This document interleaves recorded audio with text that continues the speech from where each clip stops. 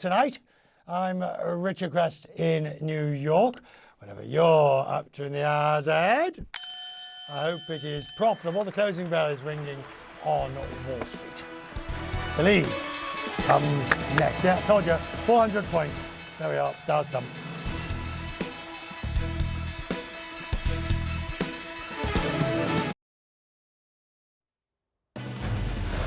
Nancy Pelosi in Taiwan, irking both Presidents Xi and Biden. The lead starts right now. Walking on diplomatic eggshells, House Speaker Nancy Pelosi arriving in Taiwan just hours ago, and almost immediately, the Chinese government firing up their fighter jets and launching a military response. Then, the U.S. kills one of the 9/11 masterminds and Osama bin Laden's former number 2 as he's standing on a balcony in downtown Kabul. Details emerging now about the strike that took 6 months to plan and involved a high-tech missile called a Hellfire. Plus, Brittany Griner returns to a Russian courtroom today as she faces what could be a major week for learning her fate in the Russian penal system.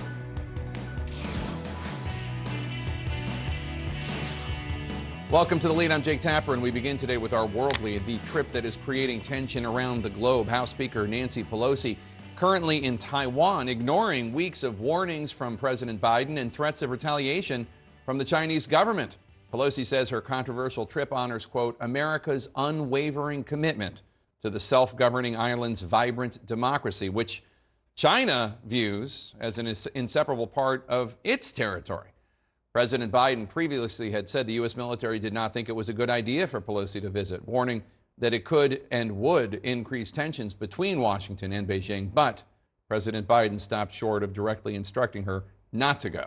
Upon Pelosi's arrival today, the tallest building in Taipei flashed a sign that read, Speaker Pelosi, welcome to Taiwan. Pelosi is the highest-ranking U.S. official to visit Taiwan in 25 years. Chinese officials reacted with fury today, calling the move a major political provocation.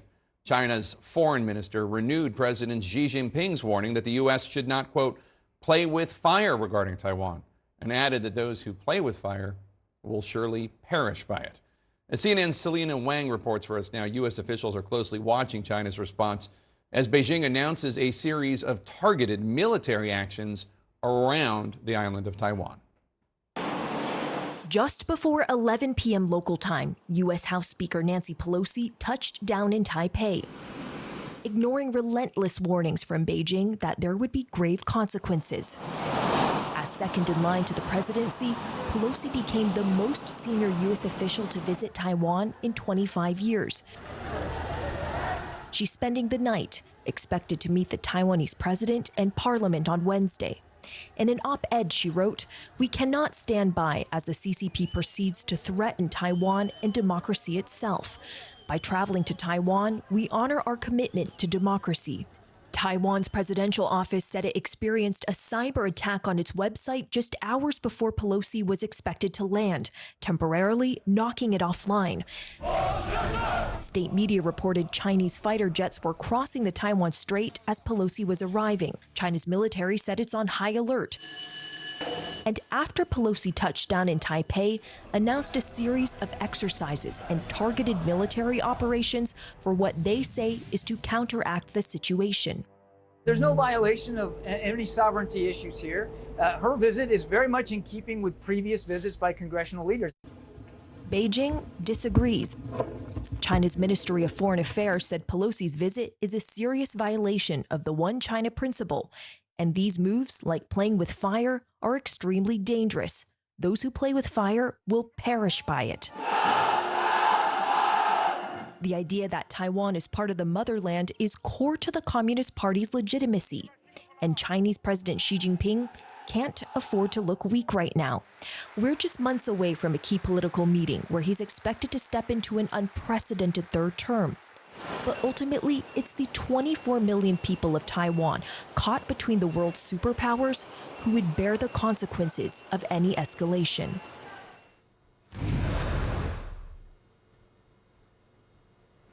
And Jake, according to state media, late on Tuesday night, China's vice foreign minister urgently summoned the U.S. ambassador to China, Nicholas Burns, to protest against Pelosi's visit in Taiwan. He told the ambassador that the U.S. should have stopped Pelosi from acting, quote, recklessly, accusing Pelosi of doing all of this to further her own political legacy. All of this adding even more friction and mistrust to a relationship that's already at its lowest point in decades. Jake. All right, Selena Wang in Beijing, thanks so much. Let's bring in former Congresswoman and top Democrat on the House Intelligence Committee, Jane Harman, along with former FBI and CIA official and CNN counterterrorism analyst Phil Mudd. Congresswoman Harman, let me start with you. China is threatening to retaliate against the U.S. for this visit. This is what China's ambassador to the U.S. told CNN earlier today. Take a listen.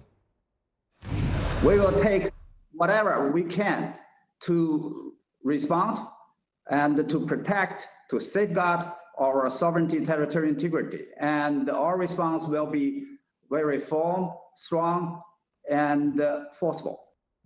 What do you see the real impact being of this visit and that threat? Well, China doesn't understand our system of government. Pelosi is the leader of the Congress, which is a separate branch of government, and she's doing exactly what Newt Gingrich did 25 years ago. She has a right to make the trip, and that's why President Biden didn't tell her no, she couldn't make the trip. While I was in Congress, I went to North Korea, Syria, Libya, and I visited Taiwan and this leader when she was opposition leader while I was head of the Wilson Center after I left Congress. So what do we make of China's responses? As your previous segment said, the third-party Congress electing Xi to an unprecedented third term is in November, and he wants to look strong.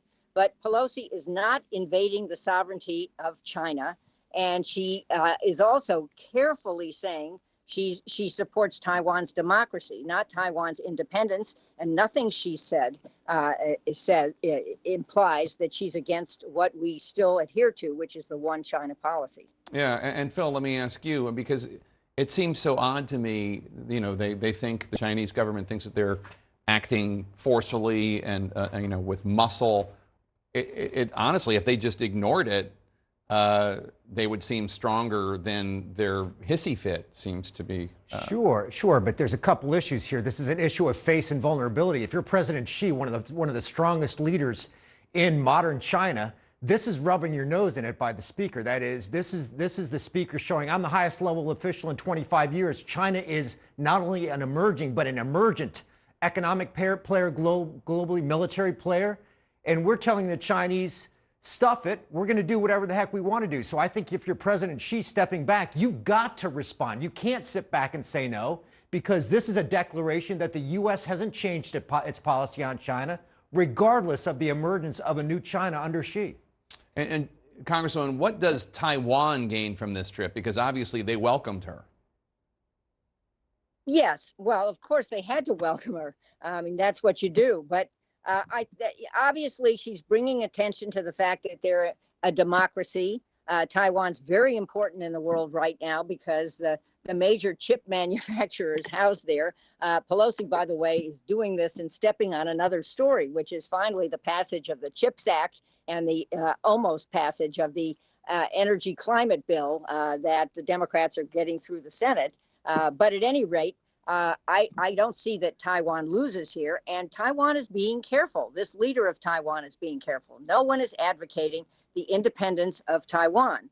This is a long-standing policy we've had to support Taiwan in this way, and Pelosi is part of it. I'd just say one thing to my buddy Phil, and that is, I don't think this is an intentional provocation of the world. I don't see it that way. She's within her rights.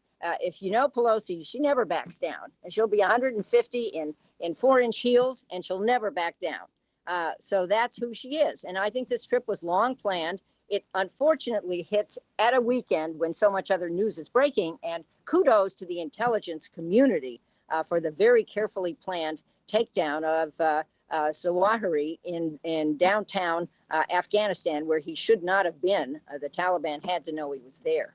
Yeah, Phil? Is she coming after me? So I got to respond here. She's a friend. It's okay. But I love you, Phil. Well, for the next 15 seconds, I don't love you. Then we'll go back to it. But I agree that she has the right to go. The question is whether it makes good sense. If you're the White House and you're looking at Ukraine, you're looking at President Biden coming out of the second round of COVID, you're looking at economic issues, as you say, the success of some legislation. We already have the U.S. military not only talking about the growth of Chinese power and exercises of power the past 5 years, but the U.S. military is regularly out there showing the Chinese that it's appropriate for the military to exercise. My question is, she can go, but why? What's the point? What is the upside? I don't get what the upside is except to give the president another headache. Congresswoman? Yeah, well, I wasn't saying the president authorized the trip. He said he didn't stop her. The Pentagon, as I understand it, counseled against her making the trip.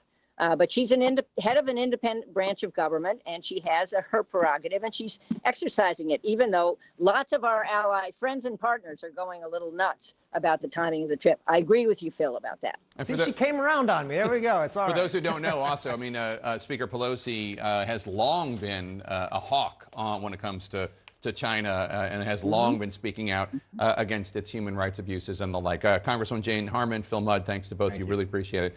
Coming up, the story that the Congresswoman was just talking about, how the U.S. planned and carried out that mission to kill one of the 9/11 masterminds. Just using a drone and a high-tech missile, that's next. Then we could be just moments away for that much-needed relief for veterans who were exposed to burn pits. Will the Senate vote on the PACT Act actually get through this time? Stay with us. Konnichiwa, Masa. Meet the leaders of business, sport, technology, culture, science. The world is adapting, creating, innovating. It's an opportunity for us to evolve forward. It's an extraordinary playground to invent, experiment. From every corner of the world. Right here in Japan. We call ourselves farmers and futurists. Learn how to build a better future. By protecting the giant panda, you're protecting the ecosystems for potentially millions of other species. Discover new places to explore. When I woke up today, the only thing I could think about was dancing. I'm just revealing the story that nature is telling us. It is as cool as it sounds, I promise.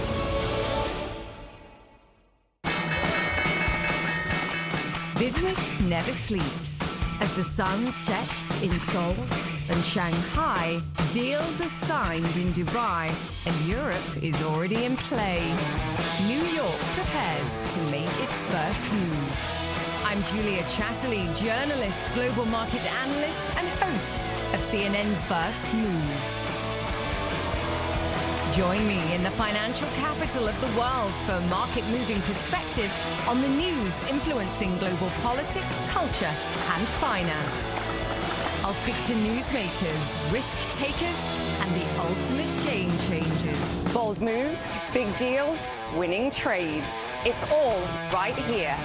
Make CNN your first move. First Move with Julia Chatterley. Weekdays on CNN.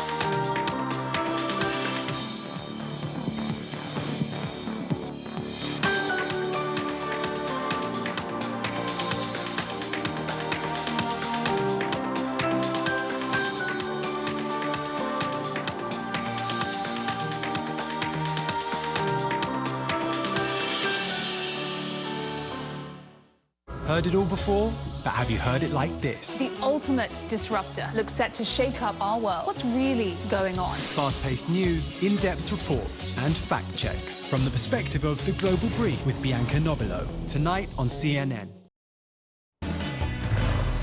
Sticking with our world lead and the aftermath of that successful U.S. drone strike that killed the leader of al-Qaeda, a man who was one of the masterminds of the September 11th attacks.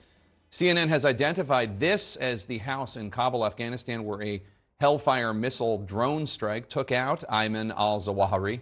The 71-year-old rose to the very top of that terrorist organization after U.S. forces killed Osama bin Laden in 2011. The Biden administration says it does not have DNA confirmation of Zawahiri's death, but it has visual confirmation and reassurance through other sources that he was in fact killed and that no civilians were harmed in the attack. As CNN's Alex Marquardt reports for us now, top U.S. national security officials are now saying that the Taliban harbored Zawahiri, which would be a clear violation of a 2020 deal with the U.S. Smoke billowing over Kabul following the pinpoint strike on Ayman al-Zawahiri's house. The windows of that house blown out, but the structure intact. Evidence of the care that was taken to avoid collateral damage. Aside from Zawahiri, U.S. officials say no one was hurt or killed. Today, the BBC visited the house, now draped in a green covering. The world's most wanted terrorist, the White House said, was killed on the third-floor balcony. In this case, we used an unmanned aerial vehicle with missiles, obviously, and 2 of those missiles were fired at Mr. Zawahiri while he was outside on that third-floor balcony. The president made it very clear when he made the decision but he wanted to make sure we avoided civilian casualties, and we know we did. Visual and other kinds of intelligence confirmed that, the White House's John Kirby said, but there is no DNA evidence of Zawahiri's death. The intelligence gathering and planning took place for most of the year. This Situation Room meeting with top national security officials was in early July, when President Biden was shown a model of Zawahiri's building. Confidence had grown that the al-Qaeda leader, who had a $25 million bounty on his head, had moved into downtown Kabul with his family. He never left the house, officials say, but his family's movements were tracked, and he was spotted on the balcony where he was eventually killed early Sunday morning Kabul time with 2 Hellfire missiles launched by a drone overhead. Zawahiri's last recorded message was just 3 weeks ago. He had become more of a spiritual figurehead than an operational leader of al-Qaeda. But his presence in the Afghan capital is evidence, the U.S. says, of the Taliban reneging on the deal known as the Doha Agreement, that they would not harbor terrorists in Afghanistan. There were senior members of the Haqqani network who are affiliated with the Taliban who did know that Zawahiri was in Kabul. There may have been other members of the Taliban who did not know. We have already been engaged with the Taliban, and I'm not going to preview any further actions that we will take to ensure that the Taliban lives up to its commitments. The Taliban has condemned the strike, but the Biden administration immediately held it up as proof that terrorists can effectively be targeted inside Afghanistan with no U.S. boots on the ground. If you are a threat to our people, the United States will find you and take you out.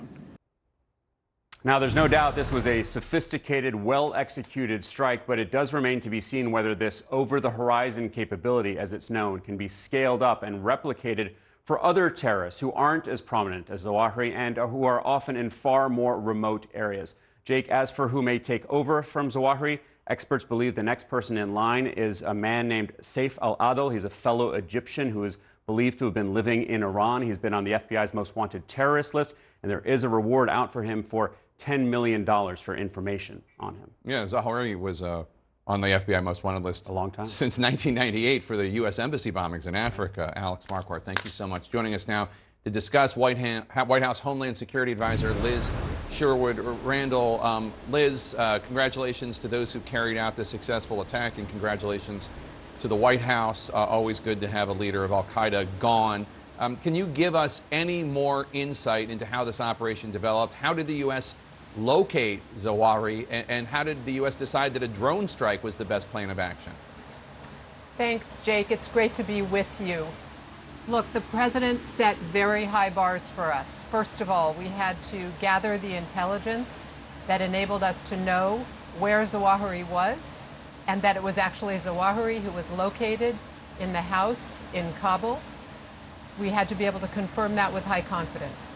Second, the president wanted to understand the details of the proposed operation, which had to be developed through multiple iterations and with red teaming it to ensure that all efforts had been made at the president's direction to minimize civilian casualties and to ensure that in the weapons that were chosen for use in the strike, that we could prevent the building from collapsing, but rather do a precise and targeted strike against the individual who was Ayman al-Zawahiri sitting on his third-floor balcony.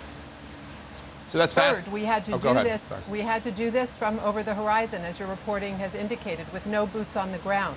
So that creates an additional challenge, which we were capable of meeting, and that fulfills the president's commitment to the American people when he made the decision to withdraw from Afghanistan, that we would be capable of engaging when we needed to signal that it was not acceptable to allow terrorists to have safe harbor in Afghanistan. And with Zawahiri dead now, it's evident that al-Qaeda has no safe home, no safe house, no safe harbor in Afghanistan. So can you mentioned that in point 2 there about not exploding the house so as to not have civilian casualties. Can you confirm exactly what kind of weapon was used here? Because I've seen reports that it was a CIA drone with so-called sword bombs. Is that accurate? Jake, we're not going to go into those details. You have heard reporting that the strike was taken from a drone with 2 Hellfire missiles. They were fired with great precision and accuracy, and that led to the death of Ayman al-Zawahiri. And it prevented the collapse of the building due to its precision. If you do not have DNA evidence, how can you be confident that Zawahiri is the man who was killed in the drone strike? Well, we know who was on the balcony, and we have multiple sources and methods that we have used to confirm with high confidence that it was Zawahiri who was killed. We also have seen the cover-up that was undertaken subsequently by the Haqqani Taliban in an endeavor to quickly remove his family from the compound and also to clean up after the strike. Last August, President Biden said this while he was defending the withdrawal of U.S. troops from Afghanistan. Take a listen. Look, let's put this thing in perspective here. What interest do we have in Afghanistan at this point with al-Qaeda gone? We went to Afghanistan for the express purpose of getting rid of al-Qaeda in Afghanistan, as well as getting Osama bin Laden. And we did. One could argue this strike is proof that al-Qaeda is not only still in Afghanistan, but that it was emboldened by the withdrawal of U.S. troops in the sense that here we have the head of al-Qaeda in downtown Kabul. I think the opposite is true, actually. We have signaled vividly to those who are leading Afghanistan today that we won't tolerate this. We have exquisite intelligence. We were able to find Zawahiri where he had relocated. We were able to target him and kill him. And for the Taliban, it's evidence that we will uphold the Doha Agreement. They need to uphold the Doha Agreement, or there will be consequences, because the president is committed to ensuring that there will not be operational planning against the United States that emanates from Afghanistan again. What possible consequences? There are numerous things that the Taliban wants right now. They need international recognition. Indeed, they want to invite countries to come back and locate embassies in Kabul, in the very area of Kabul where this strike took place. They're looking for the financing that will allow their economy to get back on its feet. They're looking for other kinds of sanctions relief.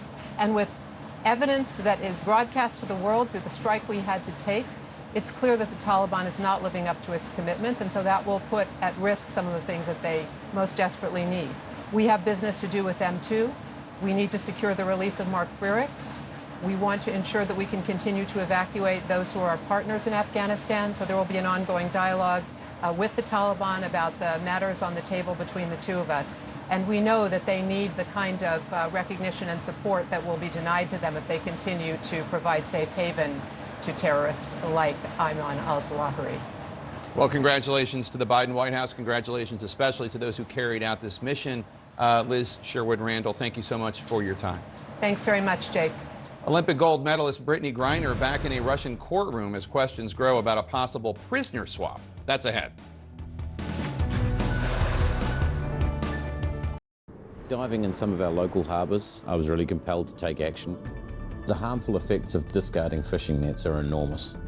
We're simply never going to be able to give the younger generation the opportunities that we've had.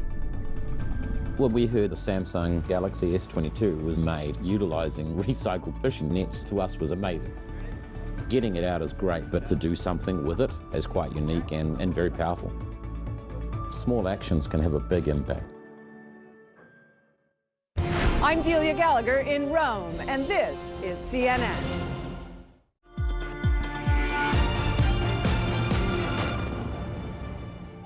My school has been involved in human trafficking awareness and taking action against human trafficking for about 13 years. My name is Veronica McDaniel, and I am teacher supervisor of Atlanta International School Against Human Trafficking. I feel it's important to teach young people to know the signs of human trafficking. We can do a lot of prevention work just by opening their eyes to the problem. Hashtag My Freedom Day means a lot to me. It actually fuels my work with young people at Atlanta International School and globally. 6 years running, we've been able to really reach a lot of students. It's just become bigger than I think any of us really thought it would, and now we want it to keep getting even bigger. My hope for the future is that students are becoming so much more confident in this topic that they're completely leading the charge, where students are listening to other students, and we're realizing that's the most effective way for kids to really hear about the issue. I'm an idealist. I know that we can't completely eradicate human trafficking in the next 5 years, but my hope is that over time, with this new wave of strong young leaders, that we're certainly diminishing. You can help the refugees from Ukraine. Join the over 80,000 who've already raised millions for food, shelter, and more. Explore cnn.com/impact. Click to take action.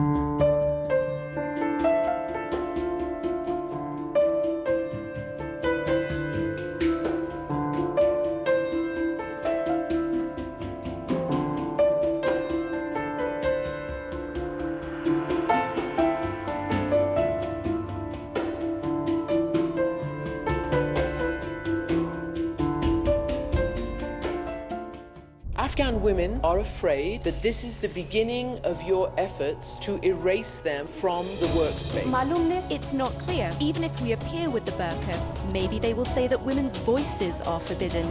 Did you ever imagine that you would be prevented from going to school? Girls' education is fundamental to the dignity of Afghan life.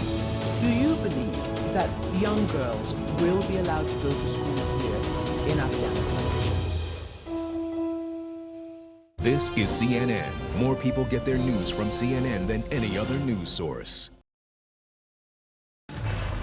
We're back with more in our world lead today. Kremlin spokesman Dmitry Peskov said American, quote, megaphone diplomacy will not help WNBA star Brittany Griner after Russia did not immediately accept a very public U.S. proposal for a prisoner swap. Meanwhile, Griner, who has been detained in Russia since February, awaits her fate in court. The Olympian has pleaded guilty, but insists she only accidentally entered Russia with less than a gram of cannabis oil. She is facing up to 10 years in prison. CNN's Fred Pleitgen is following this all from Moscow. Fred, Griner was in court today for her 7th time. How close is this verdict? Well, it seems like it's very close. This was the final day that witnesses were called by the defense, and they had an expert witness on who sort of called into question some of the original forensics that were done on those 2 vaping cartridges, which Brittney Griner has, of course, admitted to having brought with her when she entered that Moscow airport on February 17th. Again, she said she did not do that on purpose. She didn't know that she had them. And basically the question is how much cannabis was actually inside them, and that was sort of called into question today. In total, I was able to speak to Brittney Griner's defense team today, and they told me they think that they've been quite successful so far, given the circumstances. They said that Brittney Griner, of course, pleaded guilty, took responsibility. At the same time, they're trying to cast some doubt on some of the forensics that were done, but she also had some character witnesses as well that sort of testified about the fact that she's obviously someone who's done a lot for the sport of basketball, not just internationally, but specifically in Russia as well. They're looking for a lenient verdict. Of course, you know, we've talked about this, and Russian court really aren't known for leniency. There could be a verdict, though, and I got this today from the defense team, as early as Thursday of this week. Not clear whether that's actually going to happen, but they said it is a possibility, Jake. Fred, what do we know about the possible prisoner exchange? Is that just off the table?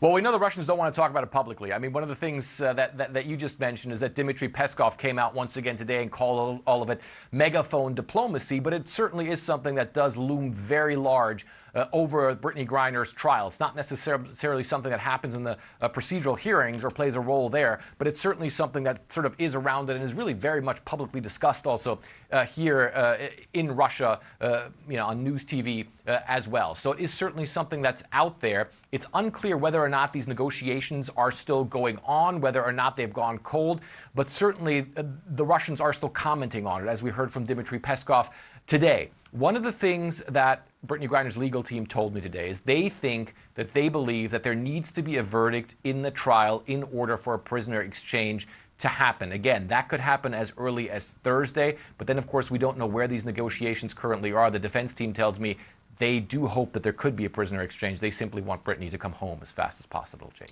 All right, Fred Pleitgen in Moscow for us. Thank you so much. Let's bring in Tom Firestone, a former legal advisor to the U.S. Embassy in Moscow. Tom, thanks so much for being here. You heard Fred say that the verdict could come as soon as Thursday. What do you expect in terms of sentencing? Well, I think we'll get a conviction, first of all, because the conviction rate in Russia is very high, about 99%. In terms of sentencing, it's very hard to predict. Judges in Russia have tremendous discretion. It's not like in the U.S. where you have sentencing guidelines. So it could be low or it could be high. The most recent precedents we have of Americans, we had Mark Fogel, who was convicted in June for less than 20 grams of medical cannabis, got 14 years. Nama Isakar in 2019 had less than 10 grams of marijuana, got 7.5 years. So that suggests there'll be a substantial sentence. If Griner is convicted and if she's sentenced before there is any sort of prisoner swap, we've heard a little bit from Trevor Reed, the former Marine who was in a Russian prison, about how horrible the system can be.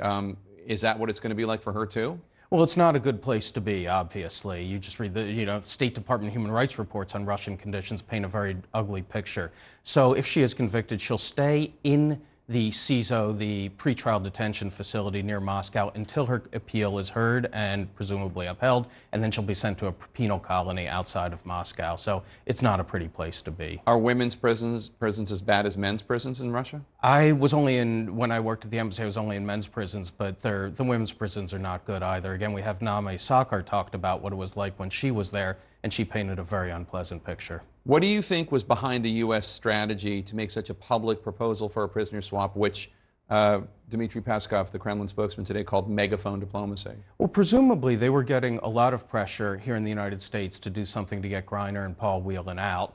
And I think they wanted to show that, look, the problem's not on our side. We made the offer. It's the Russians who are not accepting it. So I think they were trying to demonstrate how much they were doing to try to get Griner and Whelan out. I guess I don't understand. There's so much about Putin and the Russians I don't understand, but Victor Bout, who's like a Bond supervillain, I mean, arms dealer, drug dealer, horrible person in a U.S. prison right now, it seems like he is more valuable to the Russian government than these two civilians who I definitely, I want them home and all that, but they're they're not like key masterminds and spies and drug runners and arms runners for us. Why wouldn't the Russians want that swap? It seems like, you know, Bout is perfect for them to continue to carry out their evil plans. Well, I think that they probably, I can't get inside their minds, but presumably they're looking at the way things are going in the United States. They see there's a lot of pressure on the Biden administration to get Griner and Whelan out. And so maybe they're thinking, yeah, we can play this out a little bit longer. Bout's been in jail for a long time. He can sit a little bit longer. Maybe we'll try to squeeze some extra concessions out of the U.S. government. So Victor Bout's attorney told CNN that progress is being made on a prisoner swap, and he's confident it will happen. He says that's information coming from the Russian side. What do you think? Well, we don't know. It's very hard to evaluate. He's not privy to everything that's going on. It looks like there's a lot of discussion. Things are moving in that direction, but we've still got a ways to go. If they did, in fact, insist on throwing Mr. Krasikov into some deal, the United States has said that that's not a serious offer. It looks like we've got a ways to go until there's a full deal. Yeah, Vadim Krasikov, a convicted murderer who's in German custody. Correct. They want him back, too. I mean... Okay. Thanks so much, Tom. Thank you. I appreciate it. I mean, just, you know, the people that they want back, a convicted murderer and an arms dealer, and we have, you know, a WNBA star. Anyway, thank you so much. Thank you very much. They may be the two most powerful Democrats in Washington right now. I wonder what Senators Joe Manchin and Kyrsten Sinema were talking about this afternoon. That's next. So many questions about what is the federal government doing. Do you get the anger that is out here? How concerned are you about the front line? You don't believe that there's a racial divide here? Looking back, as president, did you tell the story of race in America enough, do you think? All the places I've been and all the things I've seen, all the people I've talked to, I carry with me. They're a part of what I do right here, holding the powerful accountable, keeping them honest. AC 360, Tuesday through Saturday only on CNN.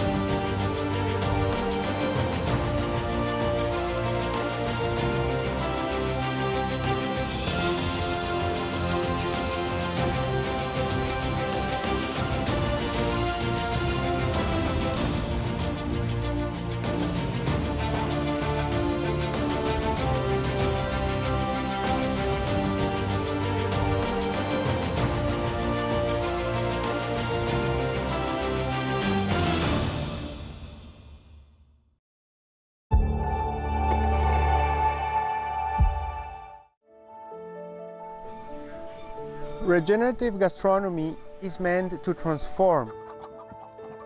It's meant to heal. It's more about getting to know the cycle of life. We directly connect the guest with the heart of nature. In my kitchen, it's very simple because we created a restaurant in the middle of a forest, and we don't have a menu. We choose and we select the best products from foraging, from agriculture, from our artisanal fishing.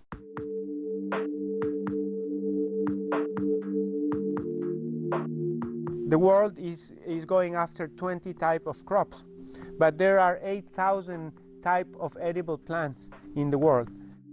We're losing biodiversity, and of course I'm afraid. United Nations is telling us that there are 60 harvests left for us. We need to solve the problems. The solutions have to come from us. Gastronomy plays a big role in the good health of ecosystems. The more plants, the more climate-proof we are. The more resources we have, the more carbon we sequestrate, the more food we can get.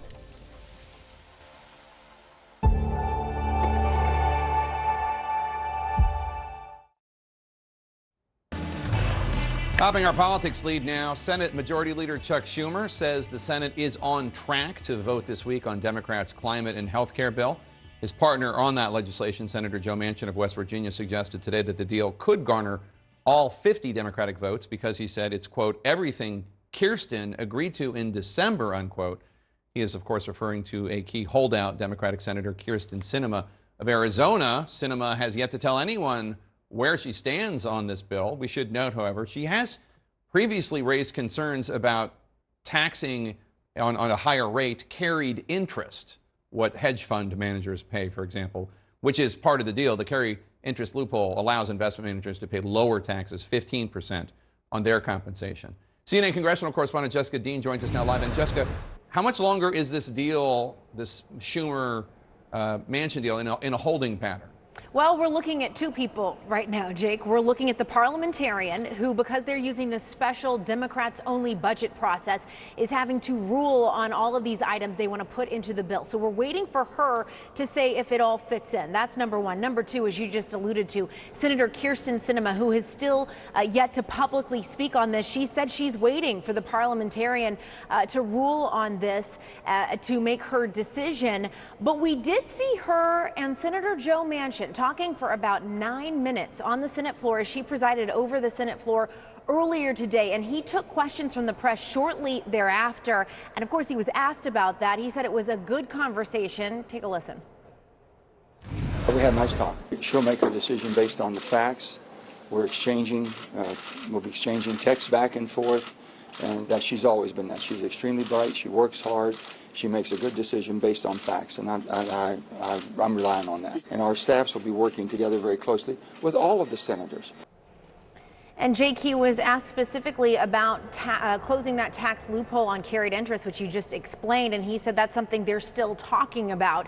So that's still, again, some of the papers they're trading back and forth, it appears. And I asked Senate Majority Leader Chuck Schumer if he'd talked to Sinema and if she had requested any changes to the agreement, or if they had talked about any changes, and he simply said that they have been in touch and that he is hopeful they're all going to stay united. Jake. And Jessica, today the Senate passed a bill which would expand death and disability benefits for public safety officers who suffer from post-traumatic stress and those who die by suicide. And we have some news. Senator Schumer said just minutes ago that Democrats and Republicans have reached a deal for a vote tonight on this bill, the PACT Act, to provide health insurance for veterans who have illnesses because they were exposed to toxic burn pits. Tell us more about that. Right. So this is a significant development in legislation, Jake, that frankly we thought was going to pass last week with no problem. That's when Republicans held it up with Senator Pat Toomey, a Republican from Pennsylvania, kind of being the ringleader there, holding it up over a budget issue that he was not happy with. He wanted an amendment vote. So they've been back and forth over this, stalling out this legislation for veterans. And now it appears that we are going to have this vote series tonight starting at 5 p.m. And the compromise they've come to is 3 amendment votes with a 60-vote threshold. So Senator Toomey agreeing to that. His amendment will be one of those amendment votes. And then they will vote on final passage. And what's key here, Jake, is once it passes here in the Senate, and we do expect that that ultimate final passage vote will be a large bipartisan vote, it will go to President Biden's desk for signature. Jake. All right, Jessica Dean reporting on Capitol Hill. Thank you so much.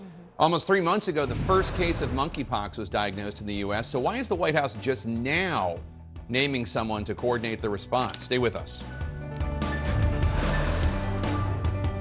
I'm Ni'ma Al-Bagher in Khartoum, Sudan, and this is CNN. Transformation, technology, new Marketplace Europe. From a meteoric leap of 5G to a deep dive into the metaverse, how Europe is investing in its telecom sector. Marketplace Europe, Saturday on CNN.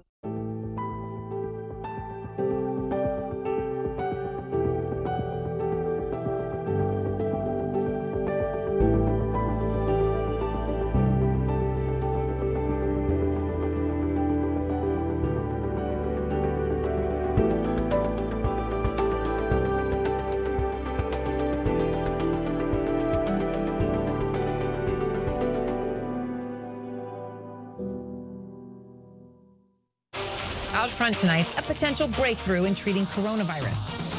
We've got very little help from the federal government. Could all this spending lead to a bigger economic crisis? One of our viewers saw you last night on the show. She says she's going to pay your rent this month. Shut up. I want to go now to an incredible story of survival. Would you do it all again in terms of being a nurse, knowing that that could put you at risk for this? I want to help people more than I ever have. Erin Burnett Out Front on CNN.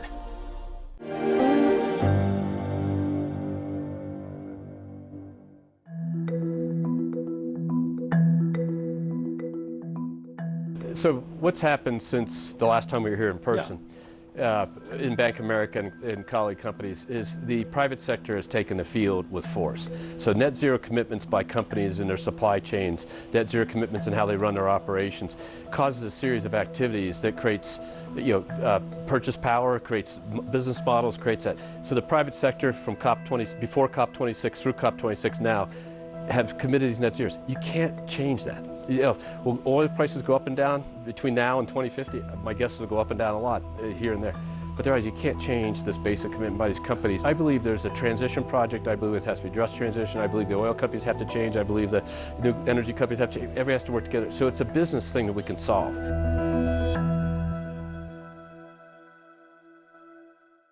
Connect the world with Becky Anderson. It all starts here. Changing, fighting, creating, connecting. That's why we're here. We live here, we work here, we're from here, and we'll go wherever the story takes us. I'm Becky Anderson in Tehran. We are in Jerusalem. Real news that shapes our world. Exploring not just what's going on, but why. I just want to press you on one further point. Getting perspective on this region from this region. Places that many of us know, but few of us get to see. Observing countries on the move, still rooted in tradition. It all starts here, and that's why we're here, bringing you the world from our Middle Eastern hub. Connect the world with Becky Anderson, Monday through Friday on CNN.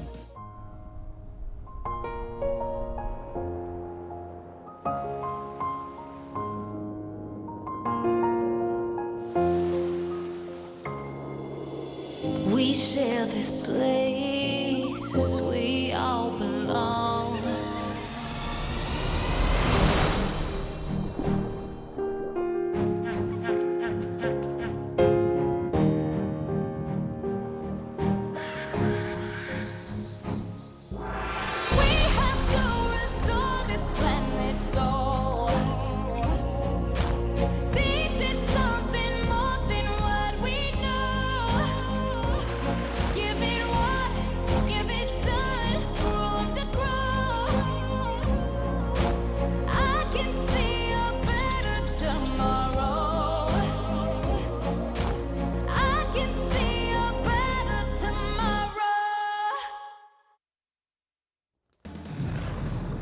In our health lead, and hopefully in the better late than never category, today the Biden administration finally named leaders for the national effort to contain the monkeypox outbreak in the U.S.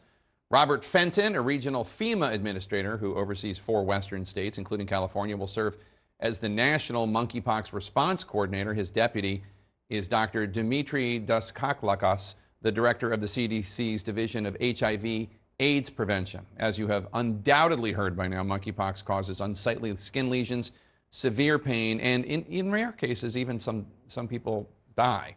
The first U.S. case was confirmed on May 17th in Massachusetts. It has since spread across the country with at least 5,800 probable or confirmed cases in the U.S. Globally, the count is more than 23,000 in 80 countries.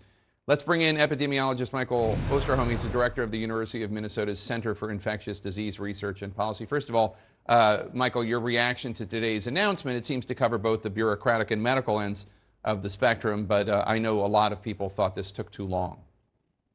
Well, I think it is a good positive step forward, but I think we have to add the important dose of reality, is that the only thing that's going to ever bring this outbreak under control and contain it is going to be vaccine.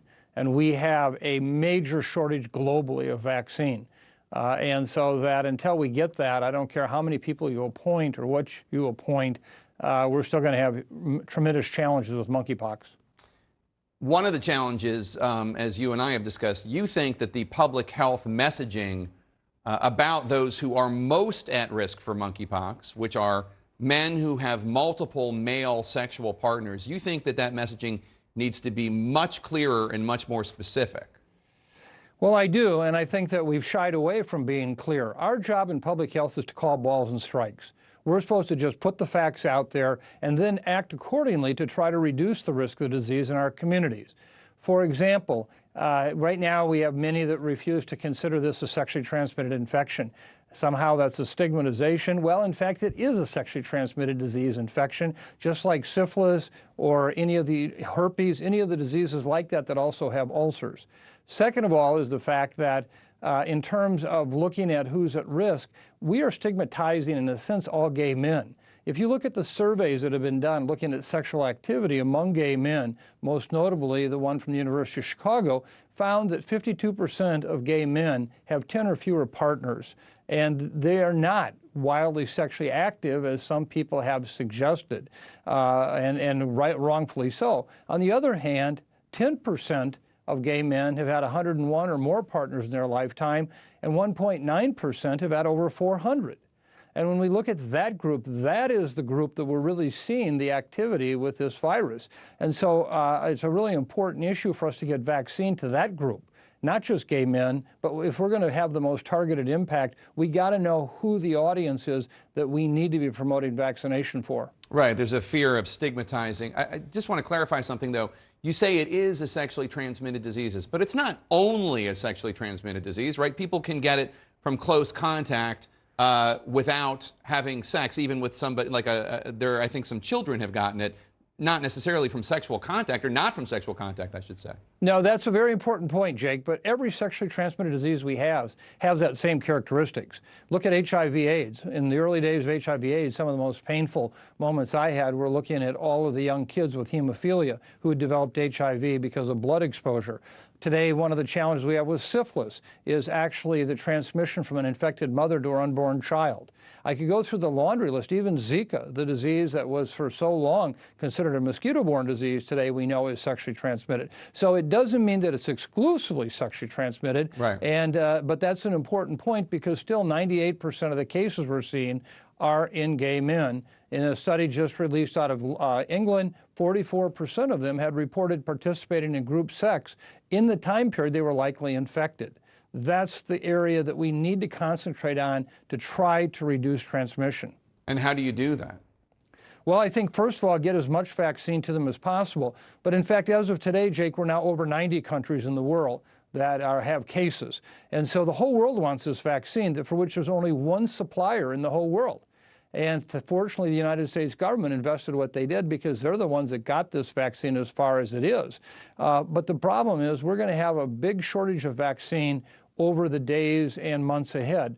I think it's very critical that every community in this country, public health, the gay community, the medical community, come together and say, okay, if we only have 8,000 doses and we have 20,000 people that likely need it, how are we going to give that out so that we have the most impact? And that's, again, where it's important to know who's at highest risk. So I think the other area that we're going to see in the near term, I'm convinced of, they're going to see more and more spillover into black women. Why? Because when we look at HIV, the same thing happened, where a number of black men who have sex with men do not acknowledge as such that they are having that as a non-heterosexual experience, and then we see it spill over into their female sex partners. It's going to be critical that we get ahead of that. So right now, we need to bring communities together to say, how are we going to use this precious vaccine, and then provide the risk reduction information. You know, you can do a lot to control this in your own life, and we're talking short term. We're not talking about for the rest of your life, but until the months ahead that we have the vaccines. Michael Osterholm, thank you so much. Appreciate it. Hello, I'm Bianca Nobilo in London. We're now going to leave the lead with Jake Tapper to take a deeper look at today's international stories for our viewers around the world. And I'll be bringing you the Global Brief in just a couple of minutes. Tonight, Nancy Pelosi has become the first U.S. House Speaker to visit Taiwan in 25 years.